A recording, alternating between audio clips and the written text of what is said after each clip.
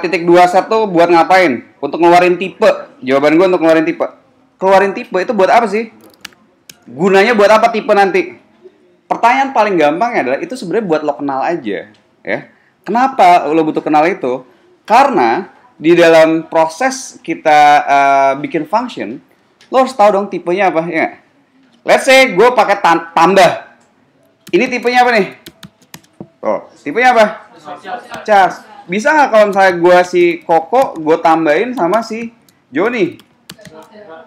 Nggak bisa. Kenapa? Mungkin yang lo lakuin sekarang kayak silly. Ya iyalah, namanya tambah pasti numbers gitu kan? Nggak mungkin dong string bisa ditambahin. Makanya terjadi error gitu kan? Nah, kalau yang ini jelas. Lo ngerti bahwa string sama string nggak bisa lo ditambah. Ya. Tapi ada nantinya yang kurang jelas lagi. Ya. Contoh. Kalau misalnya lo 1, 2, 3, gue mau bikin list. Ya misalnya ini lo mungkin belum tahu tapi nggak apa-apa. Gue mau bikin list dari mulai 12 sampai 15. Sampai 16 gitu. Bisa nggak ini? Coba tebak. Bisa. Ayo. Nah. Tapi ini aneh gitu. Kenapa? Karena namanya fractional, ya. Itu walaupun dia sebenarnya nggak bisa dienumerasi. Enumerasi itu di matematik tuh kayak tambah satu ya, diurutin gitu lah. Bukan tambah satu sih, tambah sesuatu yang jelas lah. Nah ini tuh rada aneh. Kalau misalnya gue bikin 2,3, 2/3 gitu. Bisa nggak? Coba tebak. Masih bisa, bos. Ya. Nah, nanti di sini lo akan nemuin hal-hal yang aneh-aneh kalau lo nggak ngerti. Contoh misalnya 1, 2, 3 ditambah sesuatu deh, tambah kosong ini, bisa nggak? Error, ya. Ya, tipe data itu penting banget untuk dikenalin. Lo punya functionnya apa, inputnya tipenya apa, outputnya tipenya apa. Karena function itu akan lo pakai lagi untuk untuk dipakai lagi, dipanggil lagi sama function yang lain gitu kan. Jadi harus tahu bagian itu. Oke. Ya ini tipe sederhana dulu. Oh ya, tadi kita belum ngomongin dikit.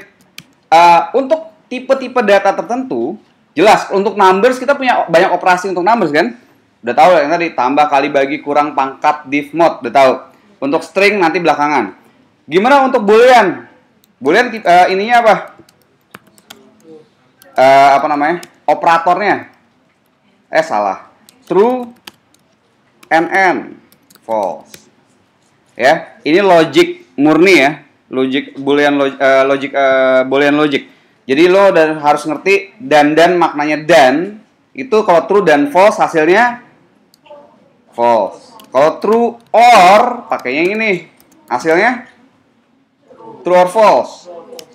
Hasilnya true. Ini harus dihafal. Nah, boolean operator dan sama atau, satu lagi pakai not.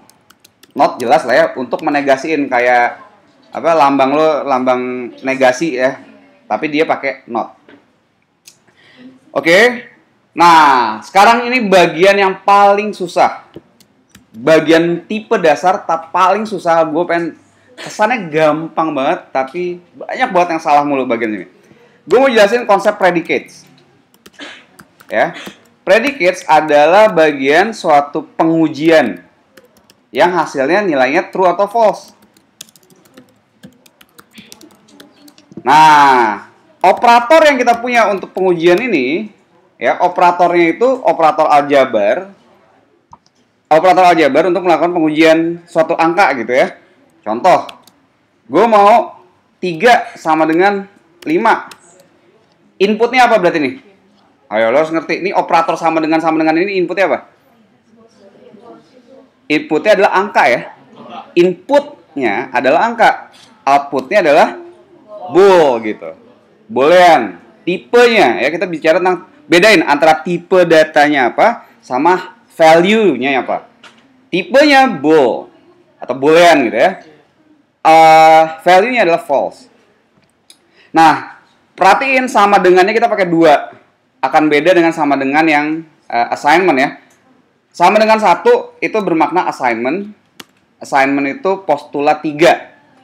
Sama dengan 2 itu postulat 1 untuk ngecek kesamaan, ya. Oke, nah ini ada tipe aljabar yang menghasilkan boolean. Tipe operator aljabar untuk numbers yang menghasilkan boolean. Untuk tugasnya apa? Predicate. Predicate itu untuk pengujian sesuatu. Gue mau ngecek kira-kira 3 kurang nggak sih dari 5? Itu pakai itu. Nanti hasilnya true. Jadi dia suatu function atau operators, inputnya adalah angka, outputnya adalah boolean. Ini namanya predicate. Predicate itu untuk ngecek sesuatu, ya, untuk ngecek sesuatu. Nah, kita akan lebih mendalam tentang pengecekan ini belakangan. Tapi yang harus lo tahu adalah ini kita punya function dasar tadi, tambah kali kurang bagi, beroperasi pada angka, outputnya adalah angka. Terus kita tahu tadi ada operator-operator boolean, and, or, not, beroperasi pada boolean, inputnya boolean, outputnya boolean.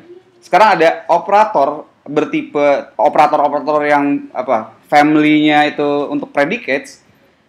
Inputnya itu bisa angka, bisa misalnya nih ada juga nih operator null, ya, function bernama null untuk ngecek apakah suatu list itu kosong apa enggak, gitu. Itu juga predicate function, ya, function tipe predicates, ya. Intinya adalah bahwa bisa loh dari suatu operator-operator ini dari tipe terima yang lain, tapi menghasilkan tipe data yang lain. Nah, by the way, kenapa gue menekankan ini dari awal? Karena namanya function, paling penting lo belajar function. Walaupun lo belajar di matematik ya, bukan masalah programming ya. Di matematik belajar function, lo harus kenal tipe data inputnya apa, domainnya apa, outputnya apa. Lo akan pakai ini berulang-ulang. Persamaan kuadrat, apa domainnya? Logaritma, apa domainnya? Akar, apa domainnya? Itu yang namanya syarat-syarat itu semua itu sebenarnya bukan datang tiba-tiba. Itu bukan dihafalin, tapi itu dipikirin sesuai dengan domain-domainnya dia, oke? Domainnya turunan apa segala macam itu ada domainnya semua nanti.